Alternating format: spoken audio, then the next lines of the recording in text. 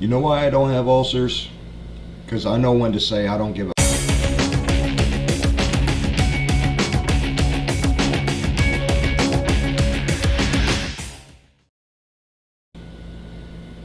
Welcome to the Opinionated Prepper. I'm Steve. Coming to you from what was supposed to be the freest country that has ever been in the history of the world. But we still have those freedoms, although some people don't want us to. Like Governor Horseface Cowplop, or Grisham, is that her name, Grisham? There's a whole lot of news going out about her, and unless you somehow lived in a pineapple under the sea, you know what's going on in New Mexico. You see that she thinks she has the power to do whatever she wants.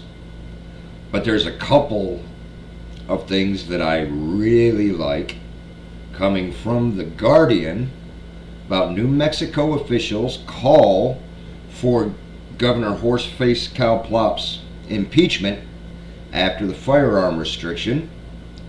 I love that. I love the ABC breaking news that a group sues after New Mexico Governor Horseface Cowplop suspends rights to carry guns. She doesn't have the power to do that. Tell her shut the hell up and get back in the kitchen. She's a terrible, terrible person. She thinks she has the right to do whatever, but there's some people that are a little bit bigger and a little bit badder is going to tell her sit the hell down, shut the hell up. I love this pro-group file suit over her gun carry ban.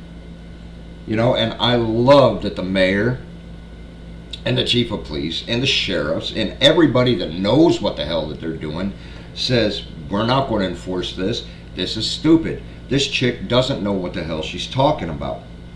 You know, but I'd like to go in, why does she think she can do this right now? After 200 and some odd years of a constitution saying that we have the right, after many, many liberal pieces of crap like Pedo Pete say we're going to do something, we're going to do something. And they do a little bit time after time. And when the ATF says we're going to come and, no you're not. And whenever you got freaking Beto O'Rourke, that cool dude, saying we're coming for your, no you're not. You're just not. I think Charlton Heston said it best, but I digress. Why does she think she can do this? Or why a time such as now? You know, at the Prepared Homesteads channel, he went in and he believes that this is a test. They're testing the waters to see how many people will throw a fit about it. And I tend to agree with that. I have a feeling that if it passes, it's not going to go away. If it's not contested and shut down, and if people don't say, nope, not going to happen, not going to happen. Sorry, just not going to happen. And they do as they please anyway, which is the constitutional right. If people don't do that and they just let Governor Horseface Cowplop get away with this nonsense, hashtag recall Grisham, you're going to see it more and more. And if it takes a lengthy amount of time, you're going to see the federal government try to act on this using this case as precedence. You're going to see bad stuff, you're going to see group bad stuff, you're going to see more bad stuff, and then you're going to see the president speak out on it like he always does, and then he's going to issue an executive order from him. Then he's going to try it out on the whole country. Now, I'm not going to say what I think you're going to see, what the bad stuff may be, you know, but if you think back to a couple of years ago during the Summer of Love and you see all of that stuff, you know, that will be, but it'll be for a conservative side, because we can let the liberals do whatever the hell they want, and then we can pay them for their inconvenience of going to jail for being a thug and a criminal and a waste of breath. But if you're conservative and you're standing up for your rights and you're standing up for the rights of other people, they'll use your cell phone location and they'll come and put you in jail because you were somewhere in the vicinity of it. And even if you weren't in it, you were still tied to it, and you'll go to jail. But you'll see that conservatives will get blamed for a whole bunch of stuff, or things will happen and it'll just spark out of control with violence, or worse, a more horrific thing. You will see things happen, and I am not going to mention it on YouTube. I'll have to use little nudges and stuff like that. But what are the terrible things that people speak out against and say that we've had enough? What happened? Who was involved to egg this on, making Governor Horseface Cowplop think she can do whatever the hell she wants to do? Who did it involve? Now you think about that subject type, and you put it into a bunch of those subject types in a building where they're made to go. If parents aren't smart and start bringing that building home and start doing what's supposed to be done in that building at home, it would be, home is school. Home is cool. Now, it would be a horrific, terrible thing if we saw one or two or three or four pop up to outrage everybody into allowing this on a federal level. And I am afraid, literally worried and afraid, that that is what we're going to see happen if this is allowed to take ground. Let a little seed take place and it'll happen. It's bad, it's a shame. We all need to stand up, whether we're a resident, a citizen. We need to support the residents of New Mexico, our fellow brothers and sisters. We need to call congressmen. We need to call groups. If you are a member of the National R Association, you need to get on top of that. Any association that has to do with that, you give your support. You let these people know that they're not alone, and they have an entire country of people that respect the Constitution to back them up. And if it doesn't change, come to Arkansas. We have more than any other state in the union, and we'll be happy to bring some more like-minded people. You'll have fun here. But I want to go on to something else. This is kind of off topic, but it's something else about how people that think they can get away with whatever. Back in the 1800s, they were called robber barons, where if you had something they wanted and you didn't give it to them, they would take it from you by any means necessary. And I'm not saying that's 100% what they do now, but I did a little bit of a study. And do you know that where there was a whole lot of heat that melted a whole lot of stuff and a whole lot of people, and there people aren't around anymore, and a lot of the people that aren't as many years as the other people are missing, there's a plan for a smart city, and they've been trying to get that land for years. Well, yeah, that's a conspiracy that everybody knows, right? Yes, but do you know there was an earthquake, but there was actually a few in a few different cities. There's quite a few in the past 8 days, but we hear one in California. California already has 3 labeled smart cities, and they're working on 4 or 5 more in the works, and they plan on having more in the future, right around the area where the earthquakes were at. There have been a whole lot. I'm about, I'd say 150 miles or so from the New Madrid fault line. It goes through Blytheville, Arkansas and such.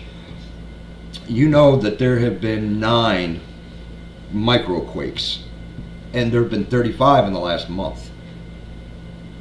And do you know that all along, within about 150-mile radius, St. Louis is within range from a fairly big earthquake on the New Madrid. What do you think they have planned for that city? You don't have to be smart. Louisville, Kentucky. What do you think they have planned for that city? Article is out. You can look it up. I was going to do the whole slideshow and stuff, but I'm a little bit busy, and this is kind of my lunch break.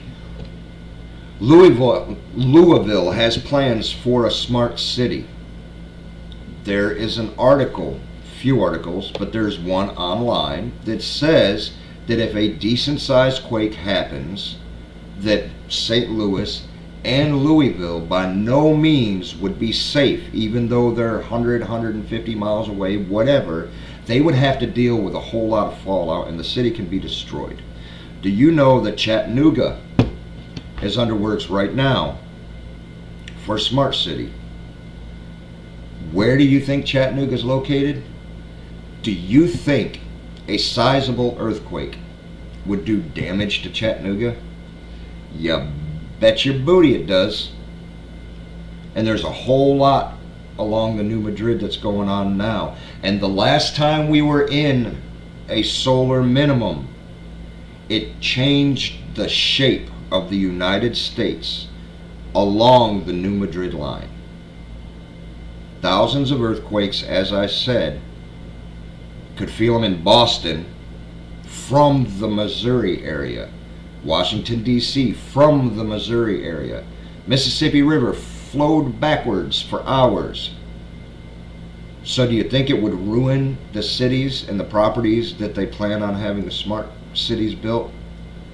I just bet you wouldn't think that a city like Marrakesh would have a smart city going in it. Rabat is. Marrakesh, well, I'll be danged. There's a smart city. And they're looking at planning the smart city. What just happened?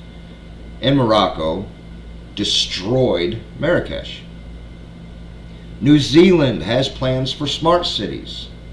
There's been quite a few. It's in the news that one happened right off the coast. I have a friend in New Zealand. He says that unless it's like in the major area, since he lives in Auckland, that they can't feel it very much. But still, a whole lot of seismic activity going around, and it just so happens that they seem to have a smart city going into where they're at. And I'm sure if you were to trace back a whole lot of other devastating things, maybe the one in Turkey, has anybody looked to see if they had plans, or now they do have plans, if they plan on building a smart city out of those ruins and the rubbles?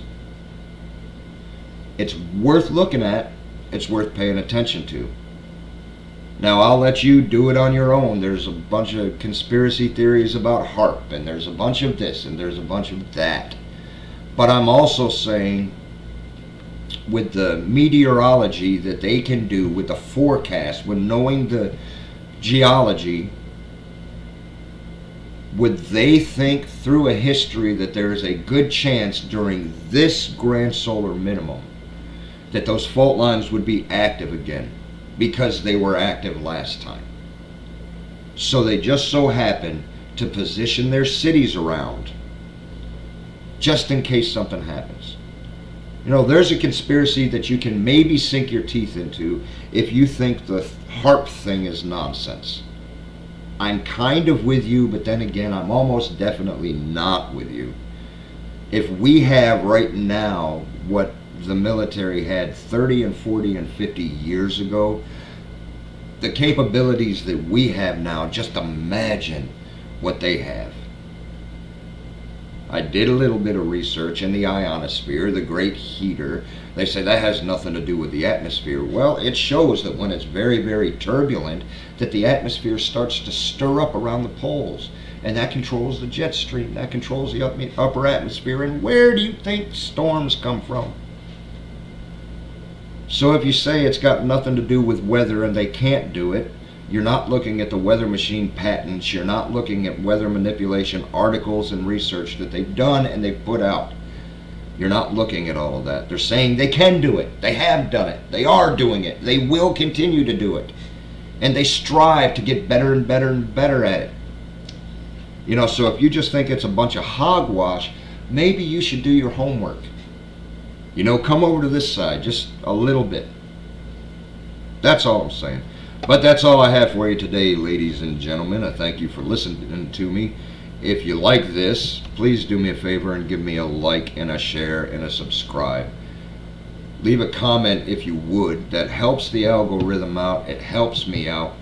I'm new to this, but I'd like it to grow.